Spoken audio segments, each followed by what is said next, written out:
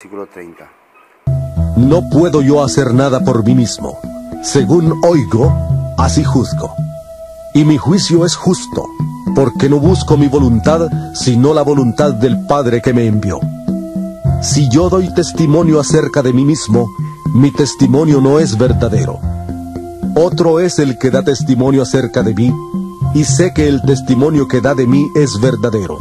Vosotros enviasteis mensajeros a Juan, y él dio testimonio de la verdad. Pero yo no recibo testimonio de hombre alguno, sin embargo digo esto para que vosotros seáis salvos.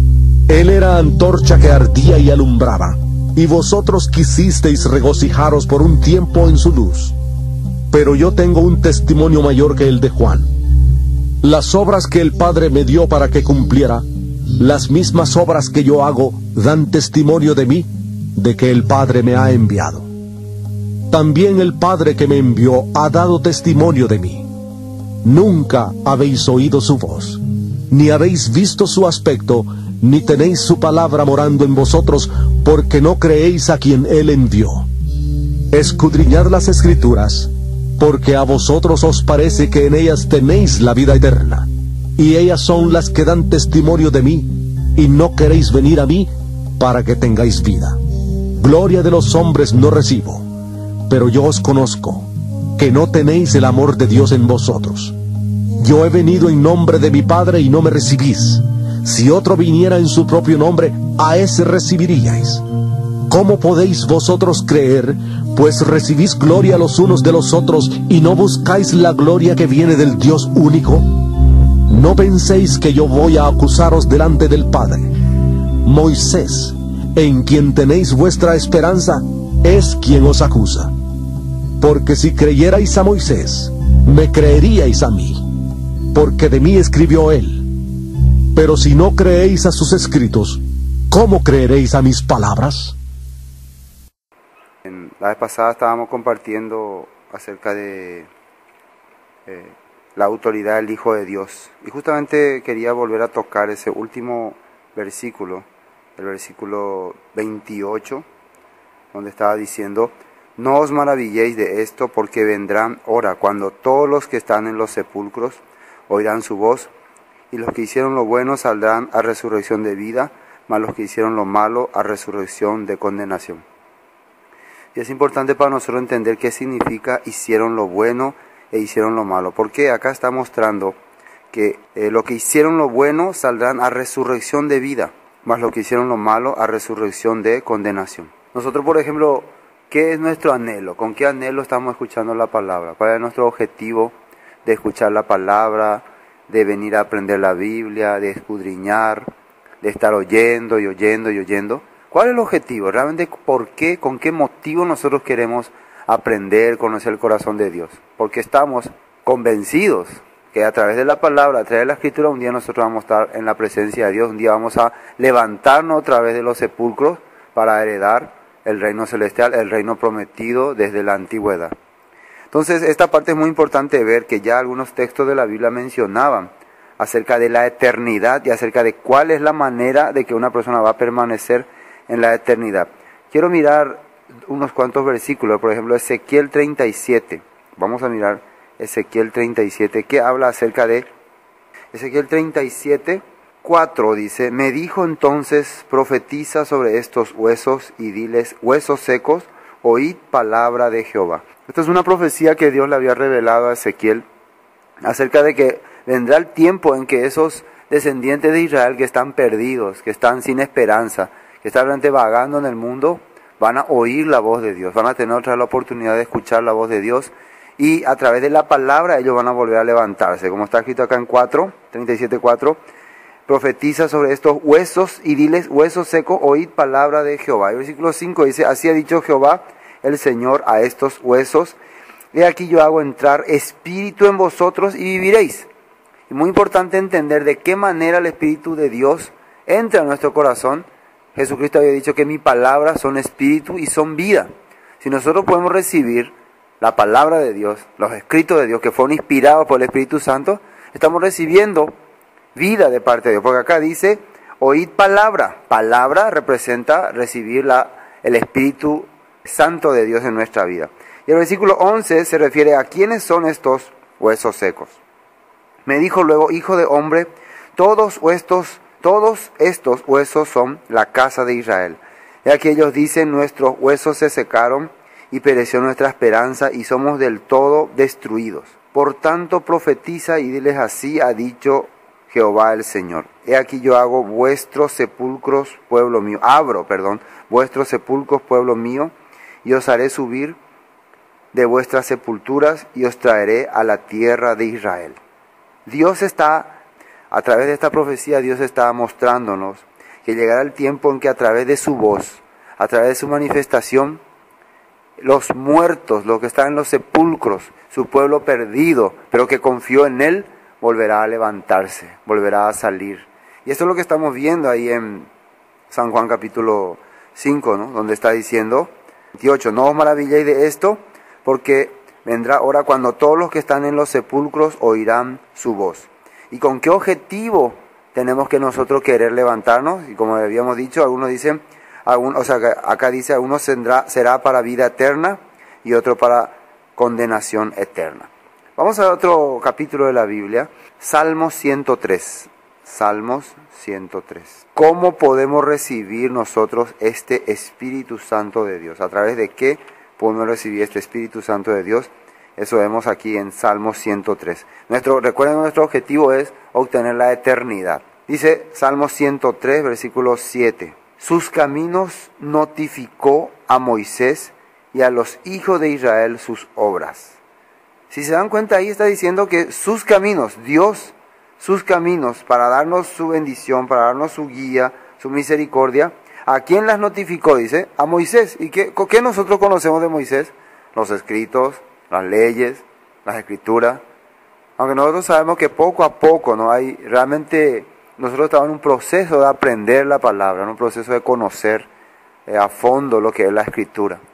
De un tiempo a esta parte hemos estado ya profundizando algunos temas.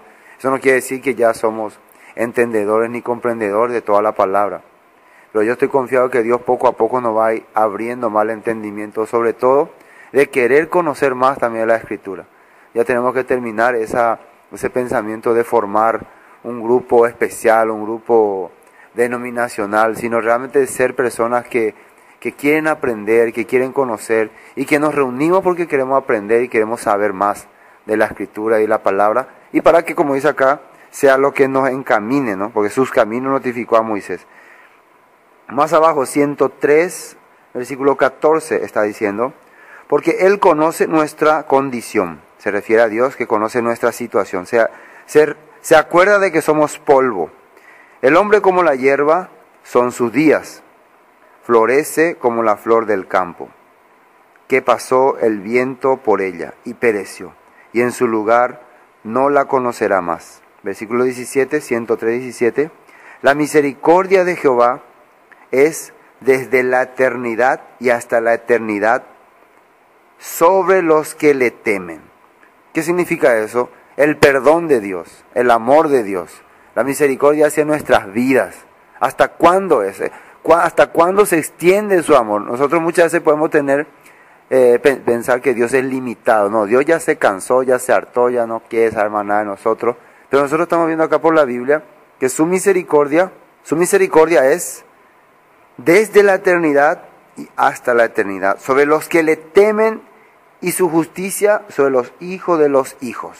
Y el versículo 18, muy importante, sobre los que guardan su pacto y los que se acuerdan de sus mandamientos para ponerlos por obra. O sea que algunas personas buscan la eternidad, buscan la justicia. Yo tengo la justicia de Dios, Jesucristo me justificó, Jesucristo me perdonó. Pero ellos están pensando, nosotros estamos pensando en recordar sus mandamientos, en guardar sus mandamientos. Acá dice versículo 18, sobre los que guardan su pacto y los que se acuerdan de su mandamiento, no solamente para acordarse, me acuerdo que los mandamientos de Dios dice así, no, para ponerlos por obra. ¿Saben qué significa poner por obra los mandamientos de Dios? Quiere decir que vos estás manifestando en tu vida el pacto que hiciste con Dios. Pacto representa una alianza matrimonial. Cuando una mujer se casa con un hombre, ¿cuál es la mejor manera de mostrar que realmente ella está guardando ese pacto matrimonial, esa unión matrimonial? En su manera de comportarse. ¿Qué le parece a una mujer que recién se casa con su esposo, pero ya ella se va y sale por ahí y manda saluditos por ahí y anda por ahí, ¿cómo se puede decir? Coqueteando con otra persona? ¿Qué pensaría su marido? Pero esta no entendió que conmigo ya se casó, nosotros ya hicimos un pacto matrimonial. Igual, una persona que dice que ha hecho pacto con Dios, que ha guardado la promesa de Dios, entonces, ¿cómo sería la mejor manera de manifestar eso? A través de su vida, a través de cómo camina, cómo anda. Y eso solamente se logra por medio de los mandamientos de Dios. Hay un versículo más que quiero compartir, aquí, Salmo 107. Salmo 107. Salmo 107 muestra también la condición que tenía el pueblo de Israel, pero cómo Dios, ¿qué hace Dios para enviarle su misericordia? Salmo 107, el versículo, 17. Fueron afligidos los insensatos a causa del camino de su rebelión y a causa de sus maldades. ¿Por qué fueron afligidos? Porque caminaron rebelándose contra Dios, y la palabra maldades está refiriéndose a transgredieron los estatutos y decretos de Dios. Eso representa la palabra maldades. La palabra maldad quiere decir en griego anomía, que significa transgredir las leyes, transgredir la ley de Dios. Versículo 18. Su alma abominó todo alimento y llegaron hasta las puertas de la muerte. En esa situación se encontraba el pueblo de Dios, pero el versículo 19 dice, pero clamaron a Jehová en su angustia y los libró de sus aflicciones, envió su palabra y los sanó y los libró de su ruina. Entonces una persona cuando se da cuenta que realmente está en aflicción, en situación difícil, sin esperanza, ¿qué es lo que debe buscar? ¿Qué es lo que necesita esa persona? Necesita palabra de Dios. Necesita que Dios le envíe su palabra para recibir sanidad y prosperidad. Hay uno de ustedes que está con enfermedad, que está con angustia, quebranto, dificultad. ¿Por qué no meditan la palabra de Dios? ¿Por qué no empieza a escudriñar, a leer, a profundizar, a participar en reuniones con los hermanos? Y vamos a ver cómo Dios realmente cumple su palabra. Y también dice, los libró de su ruina. Les dio otra vez confianza y seguridad hacia la Escritura. Bueno, esto es lo que estábamos viendo de esta parte de la Biblia, para ver el amor que tenía Dios hacia su pueblo. Pero quiero ver una parte más, libro de Daniel. Daniel era un profeta que Dios le reveló también varios misterios, especialmente sobre la resurrección de los muertos en los últimos tiempos. Por eso es importante poder entender acerca de Daniel. Daniel capítulo 12, versículo, vamos a leer de 1 para entender exactamente. En aquel tiempo se levantará Miguel, el gran príncipe que está de parte de los hijos de tu pueblo, y será tiempo de angustia, cual nunca fue desde que hubo gente hasta entonces. Pero en aquel tiempo será libertado tu pueblo, todos los que se hallen escritos en el libro. Y esto es muy importante. ¿Quiénes son los que van a ser libertados? Esto está refiriéndose al tiempo de la tribulación, al tiempo en que va a haber gran angustia. Acá está refiriéndose a un tiempo muy difícil, pero que van a ser librados los que están escritos en el libro. Estar escrito en el libro no es como nosotros muchas veces pensábamos que nuestro nombre ahí, fulano de tal, mengano de tal, se anota y se escribe y ya está. No, ¿cómo vos podés saber? ¿Cómo vos podés estar seguro de que tu nombre está escrito en el libro? Tu vida tiene que reflejar lo que la palabra de Dios dice. Ese libro que menciona acá se refiere a la palabra de Dios, a la Escritura. Cuando tu vida se refleja con lo que está escrito, entonces vos podés tener la seguridad de que tu nombre está escrito en el libro de la vida. Porque el libro de la vida, ¿cuál es? Pues lo que produce vida. ¿Qué dice la Biblia que produce vida? Mi palabra es vida. La palabra que yo hablo son espíritu y son vida. Entonces, para que nosotros tengamos vida, nuestra vida tiene que ser manifestada a través de lo que está escrito aquí. Eso es muy importante que una persona pueda entender. Entonces, es importante entonces conocer lo que la Biblia dice, lo que la Biblia está enseñándonos. Bueno, vamos a ver qué dice más. Versículo 2. Y muchos de los que duermen en el polvo de la tierra serán despertados, unos para vida eterna y otros para vergüenza y confusión perpetua. Fíjense bien lo que dice acá. muchos de los que duermen, significa que los que han sido sepultados, los que han muerto, los que han fallecido, en el polvo de la tierra serán despertados. Por eso todas las personas que han muerto, sin distinción, todas van a volver a levantarse. Va a llegar el día en que Dios les va a llamar. Bueno, llegó la hora de levantarse. Arriba, todos levántense. Por eso dice en San Juan que los que están en los sepulcros oirán su voz y se levantarán. Pero hay dos tipos de maneras que van a levantar, dos tipos de personas. Vamos a ver qué dice en el libro de Daniel. Dice, versículo 2, continuamos. Y muchos de los que duermen en el polvo de la tierra serán despertados, unos para vida eterna y otros para vergüenza y confusión perpetua. Esto es muy importante, aquí sale la palabra vergüenza. Yo me imagino de todas esas personas que fueron grandes hombres, grandes líderes, que se burlaron de muchas personas, que le tuvieron en poco, que se sintieron los hombres más importantes de este mundo, tanto tal vez en la economía, en la filosofía, en la inteligencia, en la religiosidad, se sentían grandes hombres espirituales, pero un día que se levanten y no puedan heredar la vida eterna, no puedan tener la vida eterna. ¿Será una vergüenza grande o no? Imagínense ahora los que no quieren pasar vergüenza, ahora los que no quieren que se le humille, los que quieren aparentar ahí buenos. Piensen muy bien. Es mejor ser avergonzado aquí. Jesucristo pasó toda la vergüenza que hubo aquí. Él decía que el que no toma su cruz y me sigue no puede ser mi discípulo. Y tomar su cruz está representando a negar tu vida en este mundo. Muchas veces por la palabra vas a tener que pasar vergüenza, pasar humillación. Pero ¿qué importa eso si sabes que en el postrer tiempo vas a recibir grande galardón? Eso es lo más importante. Yo creo que lo que más importante para una persona es tener en cuenta este punto.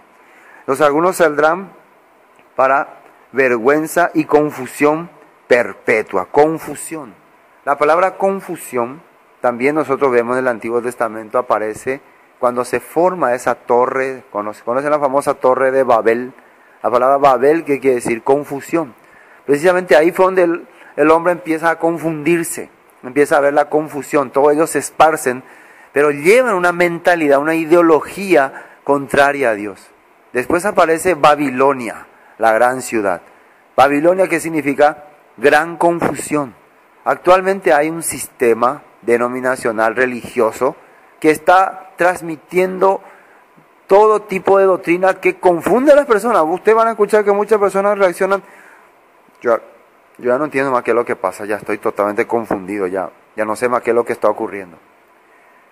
Es mejor que que ustedes aquí puedan entender lo que Dios quiere decirnos por la Biblia, que en la eternidad terminen confundidos. Alguna persona, porque no entiendo más nada, ya me confundí todo y ahí se van, se pierden en el mundo. Hermano, por eso Dios nos dejó la oportunidad de compartir, de preguntar, de averiguar. Hoy en día Dios nos da la posibilidad de escudriñar la palabra, de investigar más. No terminen, por no querer malgastar su tiempo o perder tiempo en algo importante, terminar eternamente confundidos. Eso sí es terrible.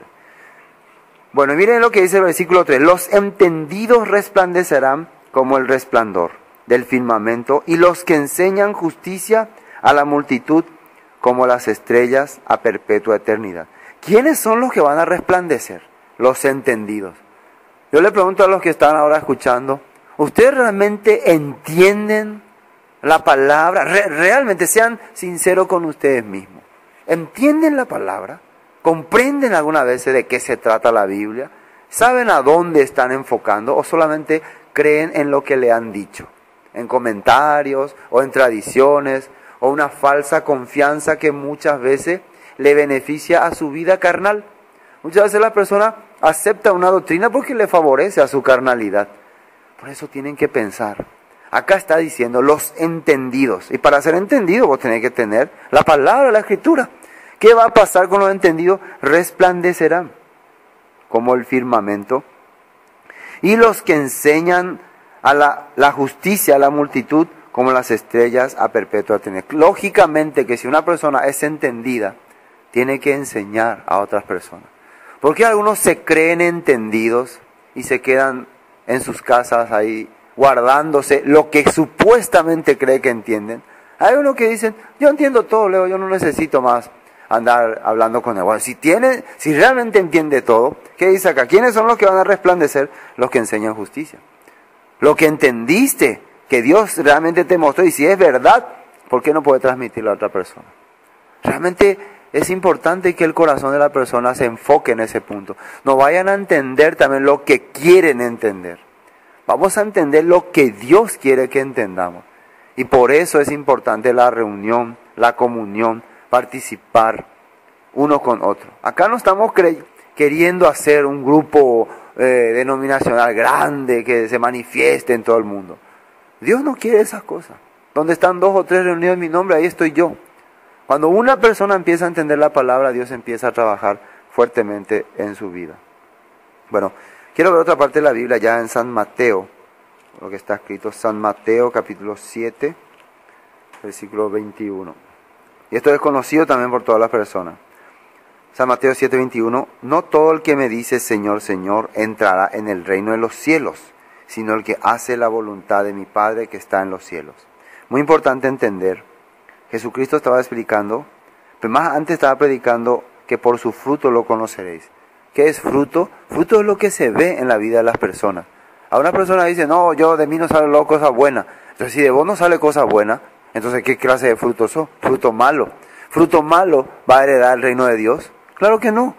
Entonces, si vos estás dando fruto malo, ¿cuál tiene que ser tu corazón?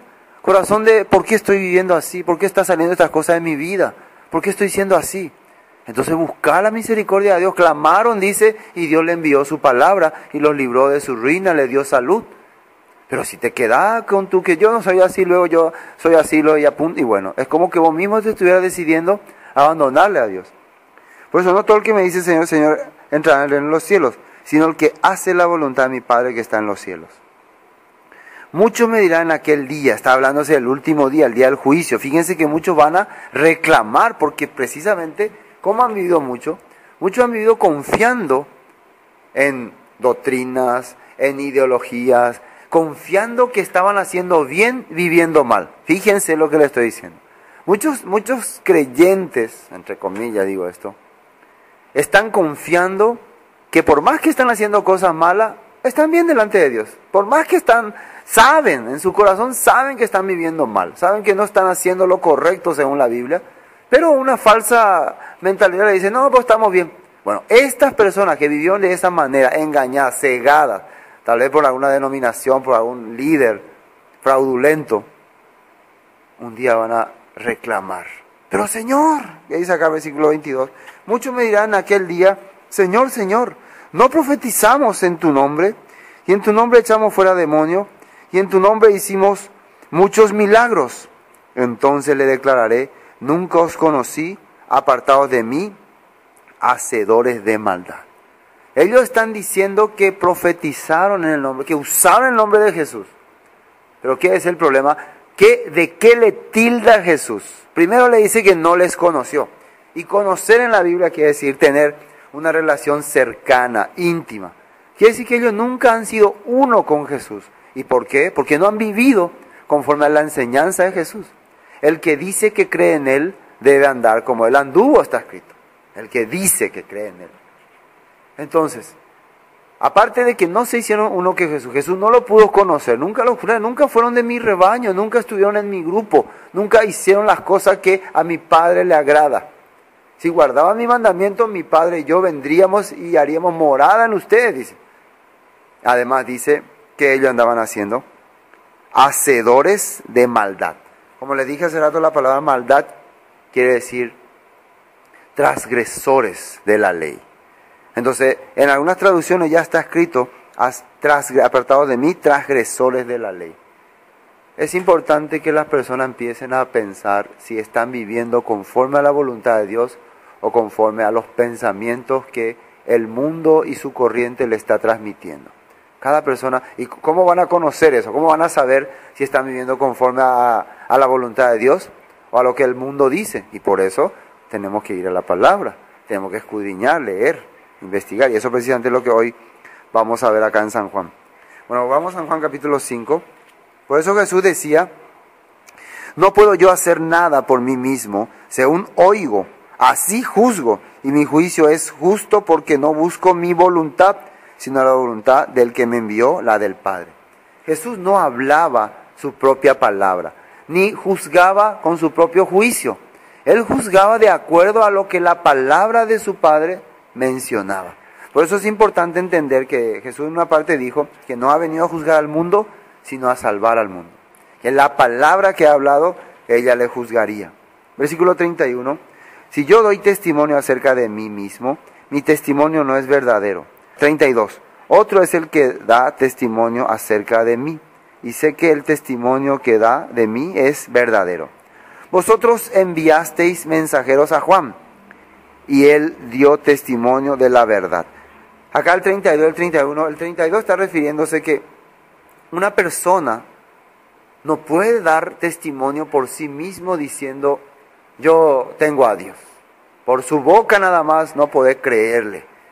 Pero si otra persona dice, realmente esta persona es hijo de Dios, o realmente esta persona es quien dice ser, porque vemos en su vida, en su accionar, en su andar. Por eso Jesús decía, pregúntenle a la gente que me han visto, que han oído, que han visto las obras que he hecho. Ellos son los que dan testimonio de mí. Así está mencionando. Acá dice, vosotros enviasteis mensajeros a Juan, y él los dio testimonio de la verdad. Juan le mostró a los israelitas la palabra, la escritura, la verdad. Pero yo no recibo testimonio de los hombres alguno, mas digo esto para que vosotros seáis salvos. Él, se refiere a Juan, era antorcha que ardía y alumbraba. Y vosotros quisisteis regocijaros por un tiempo en su luz. Al principio una persona cuando empieza a escuchar la palabra, cuando empieza a darse cuenta que necesita de Dios, empieza a acercarse con... Ustedes van a escuchar que muchas personas, sí, tenemos que creer en la Biblia, es importante la palabra, Jesucristo me ama, el Espíritu... Toda esta persona empieza a querer regocijarse con la pequeña antorcha, con esos testimonios que está escuchando, con eso quiere sentirse bien. Pero cuando llega el tiempo en que tiene que ejecutarse estas cosas en su vida, ahí sí ya empieza el problema. Es que ahí es donde vos necesitas el poder de Dios y la manifestación de Dios en tu vida. Por más que mucha letra y letra escuche, si Dios no obra en tu corazón, si Dios no manifiesta su poder en tu vida, no se va a ver el cambio verdadero. Y por eso necesitamos su Espíritu Santo. 36. Mas yo tengo mayor testimonio que el de Juan, porque las obras que el Padre me dio para que cumpliese las mismas obras que yo hago dan testimonio de mí, que el Padre me ha enviado. Por eso Jesús mostraba, ¿por qué él decía que era mayor que Juan Bautista? ¿Cuál es la diferencia entre Jesús y Juan Bautista? Jesús tiene la eternidad. Jesús tiene el poder de hacernos que nosotros nos levantemos de la muerte. Tiene un poder vivificador. Eso es muy importante entender. Y Él mostró eso cuando estaba caminando en este mundo, sanando enfermos. Justamente aquí Él estaba manifestando esto. Antes había hecho levantar a un hombre enfermo por 38 años. Un hombre que estaba viviendo sin esperanza, que representaba a su pueblo también, que estaba viviendo sin esperanza por haber transgredido su palabra. Entonces, según la Biblia, transgredir la palabra te trae maldición, te deja maldición. Pero Cristo vino a traerles bendición, a traerles vida, a traerles esperanza. Este era el poder más grande que tenía Él sobre Juan. Versículo 37.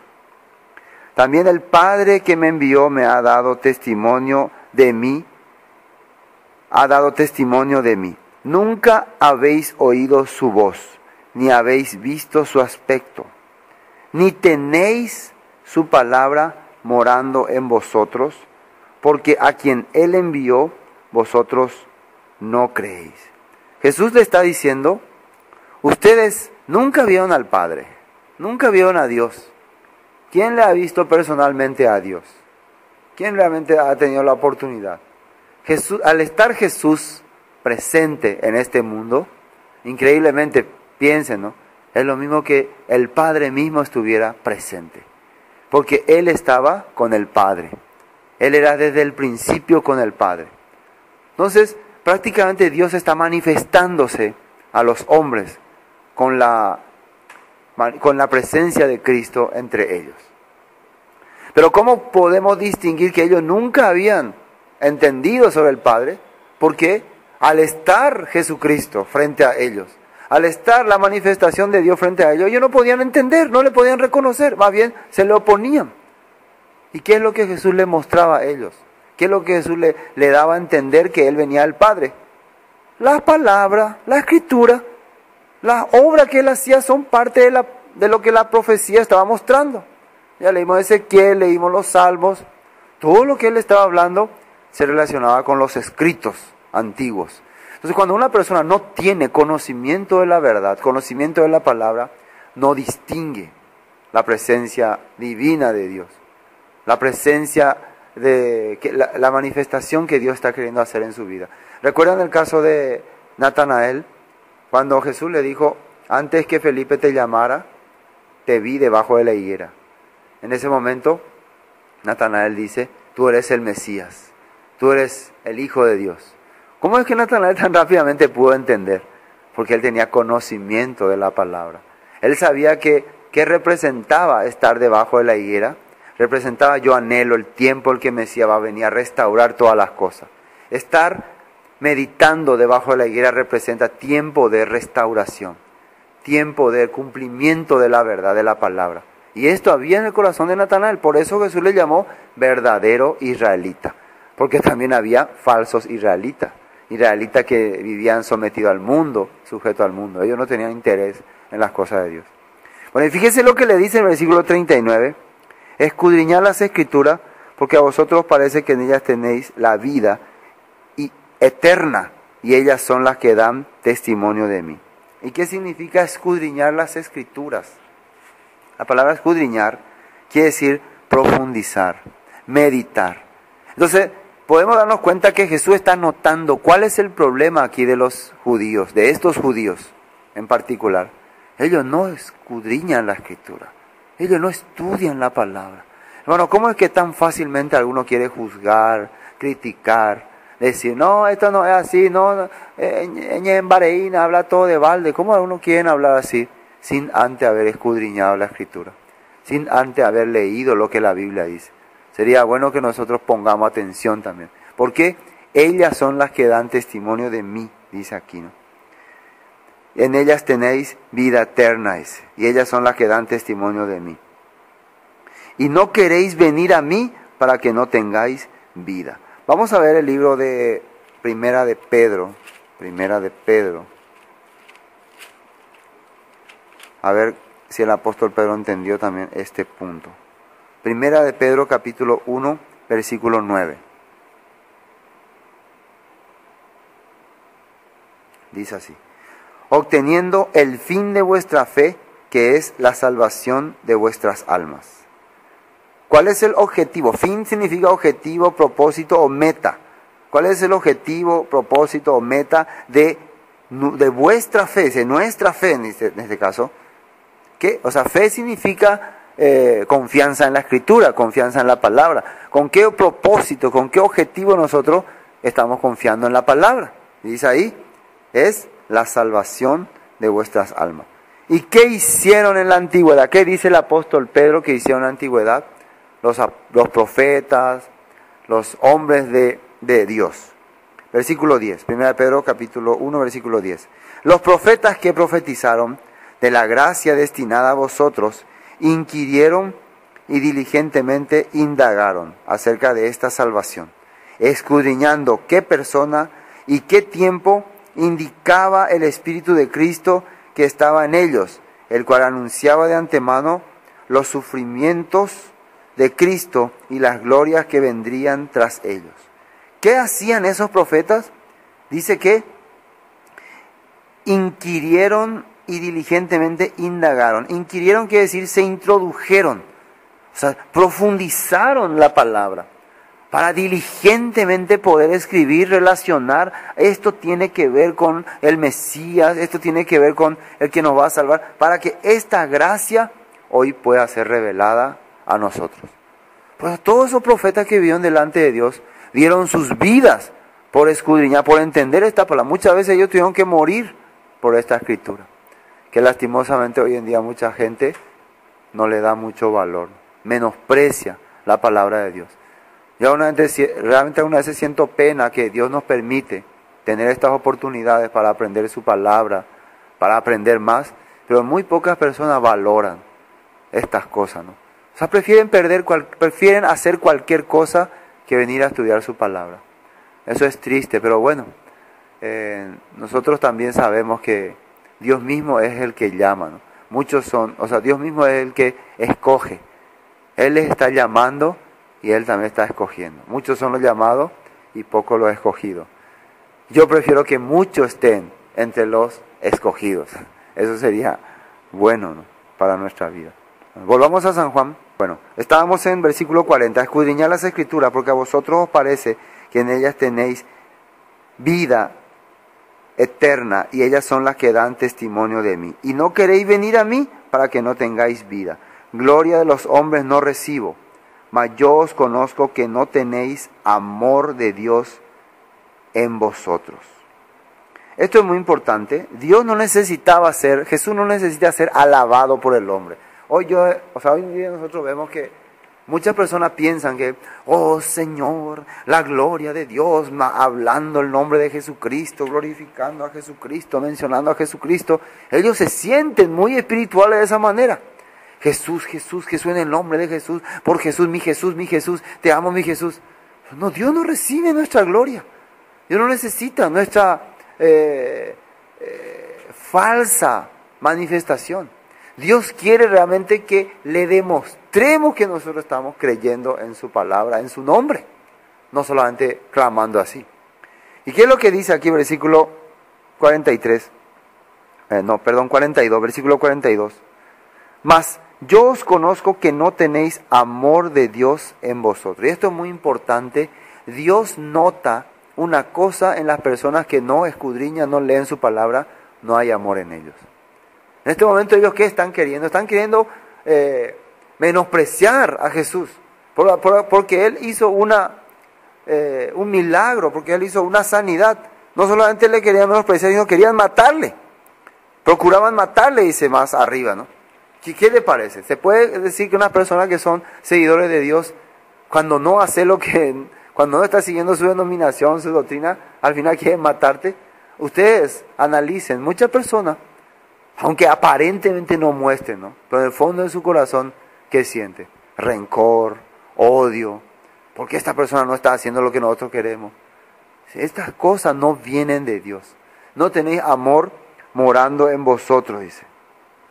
Versículo 42. ¿Y qué significa el amor de Dios? Vamos a ver una parte de la Biblia donde un día un fariseo le preguntó acerca del gran mandamiento. Esto es muy importante entender. El gran mandamiento. ¿Por qué Jesús se daba cuenta que no había amor en ellos? San Mateo 22. San Mateo 22. Fíjense lo que dice ahí. Versículo 34 vamos a leer. 22, 34. Entonces los fariseos, oyendo que había hecho callar a los saduceos, se juntaron a una. Y uno de ellos, intérprete de la ley, preguntó por tentarle diciendo: Maestro, ¿cuál es el gran mandamiento en la ley? Jesús le dijo: amarás al Señor tu Dios con todo tu corazón y con toda tu alma y con toda tu mente. Este es el primero y grande mandamiento. Y el segundo es semejante: amarás a tu prójimo como a ti mismo. Fíjese lo que dice 40. De estos dos mandamientos depende toda la ley y los profetas. ¿De qué depende todo? Hacer lo que Dios dice, tenerle a Dios en grande y amar a tu prójimo. Precisamente lo que la gente no podía hacer. Precisamente lo que la gente no podía seguir. Ahora, ¿de dónde Jesús sacó estas palabras? ¿De dónde Jesús tocó estos versículos? Y vamos a ir a Deuteronomio para ver el primer gran mandamiento. ¿De dónde Jesús estaba sacando? ¿Y qué es lo que Jesús estaba queriendo mostrar? No solamente un pedacito de versículo, ¿no? Cuando Jesús lee la Biblia, cuando Jesús menciona un texto, él está mencionando completo. Vamos a buscar Deuteronomio capítulo 6, versículo 1. Estos pues son los mandamientos, estatutos y decretos que Jehová vuestro Dios mandó, que os enseñase, para que los pongáis por obra en la tierra a la cual pasáis vosotros para tomarla, para que temáis a Jehová tu Dios, guardando todos sus estatutos y sus mandamientos que yo te mando, tú, tu hijo, el hijo de tu hijo, todos los días de tu vida, para que tus días sean prolongados. Fíjense lo que le dice, el objetivo de los mandamientos de Dios. Primero es temerle, o sea, temerle, decir realmente que temo a Dios, sigo a Dios, es tener su palabra morando en tu corazón. Versículo 3, oye pues, oh Israel, y cuida de ponerlos por obra, para que te vaya bien en la tierra que fluye leche y miel, y os multipliquéis, como te ha dicho Jehová, el Dios de tus padres. Versículo 4, oye Israel, Jehová nuestro Dios, Jehová uno es. Y amarás a Jehová tu Dios de todo tu corazón, de toda tu alma y con todas tus fuerzas. Y estas palabras que yo te mando hoy estarán sobre tu corazón, y las repetirás a tus hijos, y hablarás de ellas estando en tu casa y andando por el camino y al acostarte y cuando te levantes. Y las atarás como una señal en tu mano y estarán como frontales entre tus ojos, y las escribirás en los postes de tu casa y en tus puertas. Esto está diciendo, esto es el primer gran mandamiento. Fíjense, es importante que uno aprenda esto. Ahora uno diría, no, pero eso ya está en el Antiguo Testamento, eso ya es la ley, no. Pero ¿quién mencionó esto? Jesús mencionó. Cuando alguien le preguntó, él mencionó. Además mencionó también el segundo es semejante al primero. ¿Qué dice el segundo mandamiento? Ama a tu prójimo como a ti mismo. ¿Dónde está escrito eso? Levítico capítulo 19, vamos a buscar. Levítico capítulo 19, versículo 17. ¿Qué dice? No aborrecerás a tu hermano en tu corazón. Razonarás con tu prójimo para que no participes de su pecado. Eso es muy importante. No vas a aborrecerle a tu hermano en tu corazón, porque lo que muchas personas, esta palabra la tienen en poco. Hermanos, yo sé, algunas veces es un poco complicado estas cosas, pero ¿por qué se nos complica muchas veces la palabra de Dios? Porque no profundizamos, no escudriñamos, no analizamos, no leemos. Si vos meditas en la palabra de Dios, esa palabra de Dios va a ir dándote proceso en tu corazón. Y acá dice, razonarás con tu prójimo para que no participe de su pecado.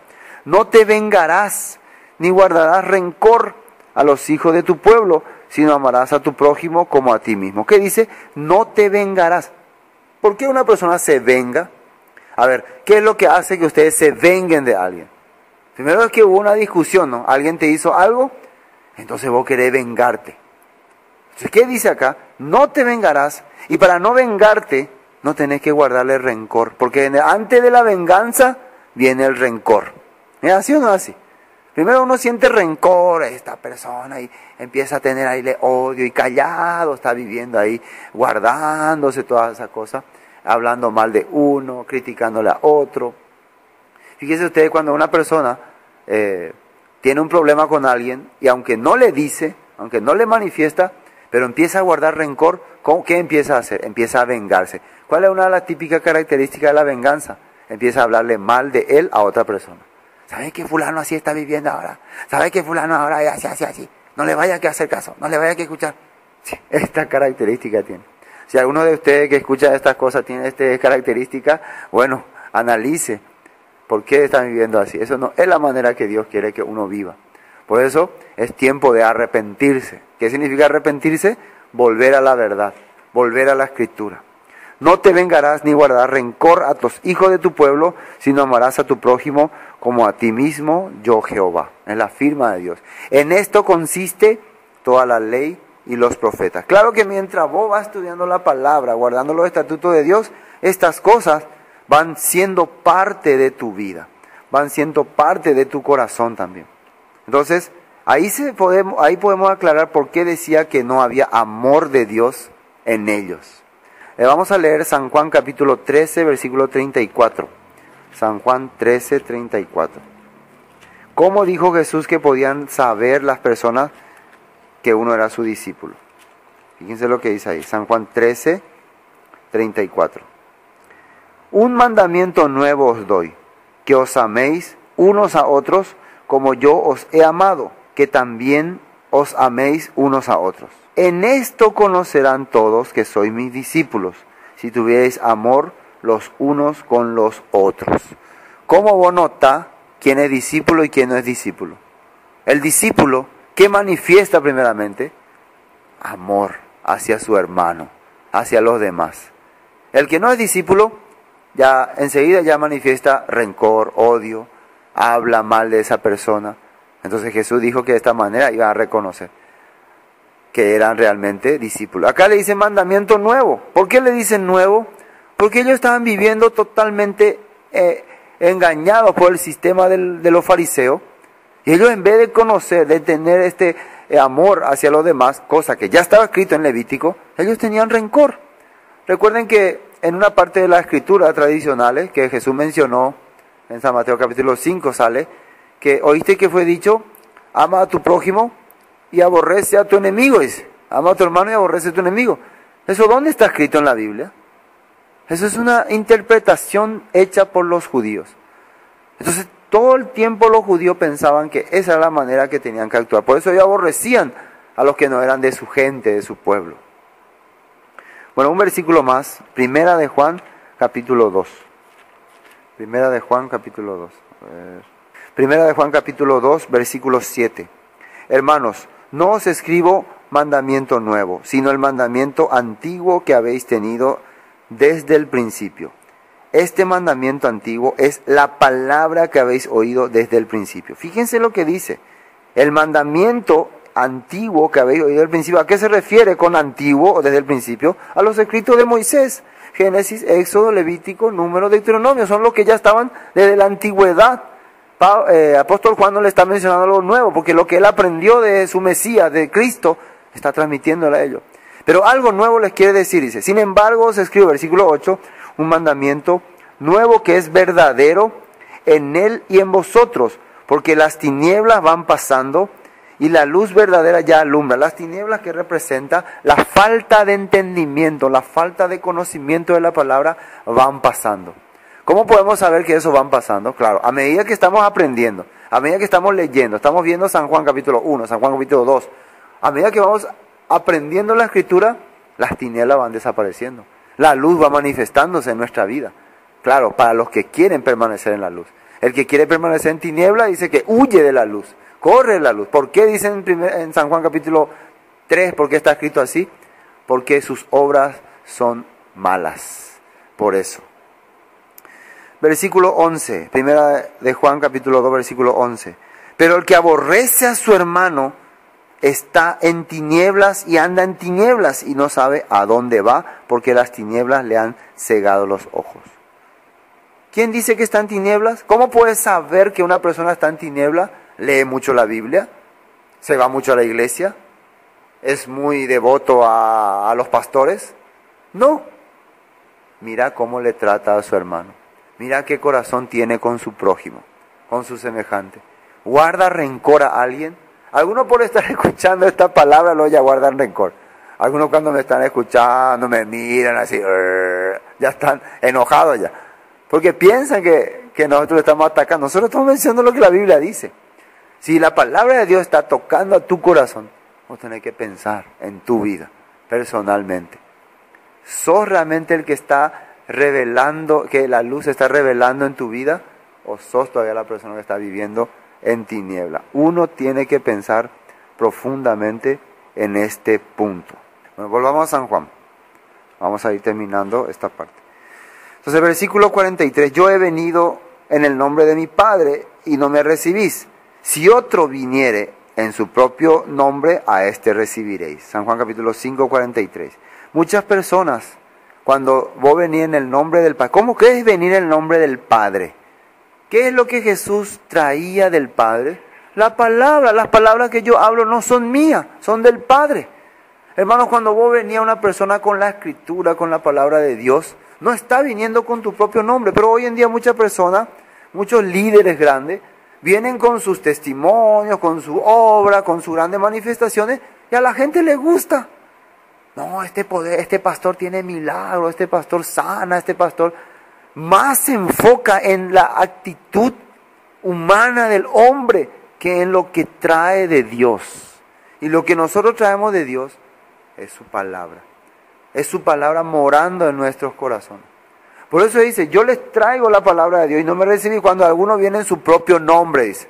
¿Qué es venir en tu propio nombre? Vos venís y querés implantar tu liderazgo, tu personalidad en el corazón de las personas. Que te llamen rabí, que te llamen siervo, el gran siervo. Eso es terrible. Vamos a ver acá San Mateo, capítulo 23. Yo sé que a alguno que escucha estas cosas no le estaría gustando, ¿no? Pero bueno, tenemos que seguir. San Mateo 23 justamente menciona este punto. El versículo 5 dice, antes, 23:5, hacen todas sus obras para ser vistos por los hombres. Generalmente el que quiere llamar la atención hace las cosas para que vean las personas. Pues ensanchan su filactería y extienden los flecos de sus mantos y aman los primeros asientos en las cenas y las primeras sillas en la sinagoga. ¿Cuál es la característica de los que quieren llamar la atención? Siempre quieren estar en los lugares, ¿cómo se puede decir? Resaltantes, ahí en los asientos principales. Estos son los grandes líderes. Siempre, otra cosa es que te llamen y te inviten y te pongan ahí, pero muchas veces la persona, ¿cuál es mi lugar? Yo estoy seguro, convencido, que si un pastor que ahora está viviendo lujosamente o grandiosamente, un día le invitan a un lugar y le hacen sentar en el fondo y no le dan el lugar que se merece, se enojaría. Estas personas no me respetan. Algunas personas no, porque no le llamaba, oh, gran maestro, ya se enojan. Porque le decía hermano, ya se enojan. ¿Qué les parece? ¿Qué les parece? Esto está mostrando la Biblia. Versículo 6 dice, aman los primeros asientos en las cenas y en las primeras sillas en las sinagogas y las salutaciones en las plazas, y que los hombres los llamen rabí, rabí. Que los hombres los llamen rabí, rabí. ¿Sabe qué significa rabí? Ya hablamos la vez pasada, gran maestro. Hay muchas personas que se sienten bien cuando las personas le consideran gran maestro, gran líder, nuestro siervo.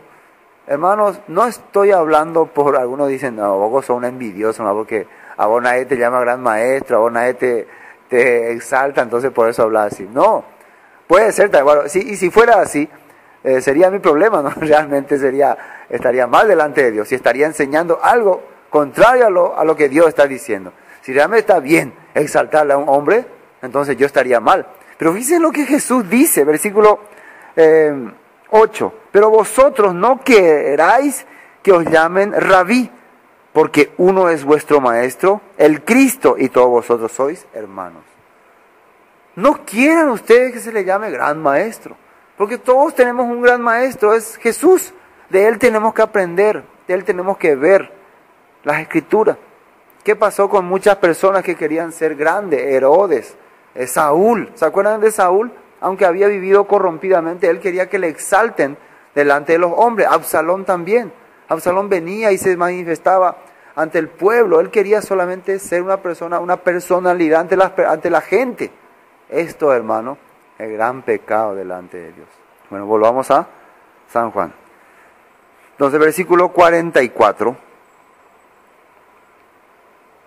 ¿Cómo podéis vosotros creer, pues recibís gloria los unos de los otros? Versículo 44. ¿Cómo podéis vosotros creer, pues recibís gloria los unos de los otros, y no buscáis la gloria que viene del Dios único? Esto es muy importante. Todos los hombres hoy en día quieren gloriarse unos a otros. Cada uno, ¿cómo está el Señor gran pastor? ¿Cómo está el Señor gran? Cada uno quiere exaltarse. Cuando el objetivo y el propósito de nuestros encuentros deberían de ser, ¿qué dice el maestro? ¿Qué dice nuestro maestro? Todos tenemos que considerarnos alumnos de Jesús, alumnos del Mesías. Pero si cada uno queremos gloriar al hombre, gloriarnos entre nosotros, entonces no vamos a entender la palabra de Dios. Porque cada uno va a buscar su propia gloria. Eso es muy importante entender. Versículo 45. No penséis que yo voy a acusaros delante del Padre. Hay quien os acusa, Moisés, en quien tenéis vuestra esperanza. porque si creyereis a Moisés, me creeríais a mí, porque de mí escribió él.